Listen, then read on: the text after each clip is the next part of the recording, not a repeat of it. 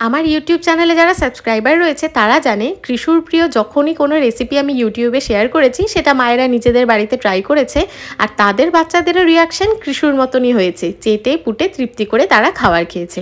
আজকে কৃষুর প্রিয় আরেকটা রেসিপি শেয়ার করছি।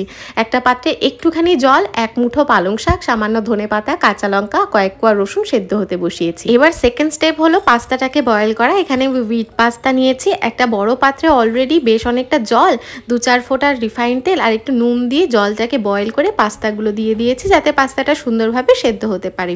ইতিমধ্যেই পালং শাক ওগুলো সেদ্ধ হয়ে গেছে, ওটাকে ঠান্ডা হতে দিয়ে অর্ধেক টমেটো কুচিয়ে নিয়েছি আর 2-4 কোয়া রসুন একটু থেতো করে নিয়েছি। পালং শাক, ধনেপাতা, কাঁচা লঙ্কা, রসুন আর যেই জলটাই সেদ্ধ করেছিলাম সেটা দিয়েই মিক্সিং জারে ভালো করে মিহি করে পেস্ট করে নিয়েছি।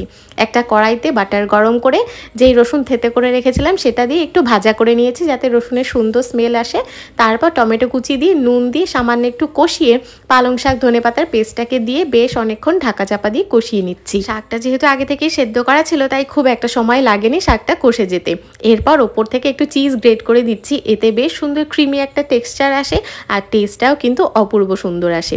পাস্তাটাকে সেদ্ধ করার পর জল ঝরিয়ে নিয়েছি, তারপর এটার মধ্যে পাস্তাগুলোকে দিয়ে ভালো করে মিক্স করে নামিয়ে নিয়েছি। এরপর আর কি, এবার প্লেটে সার্ভ করে দাও বাচ্চাদের সামনে। বাচ্চা কেন, বড়দের সামনে দিলেও তারাও চেটেপুটে খেয়ে নেবে।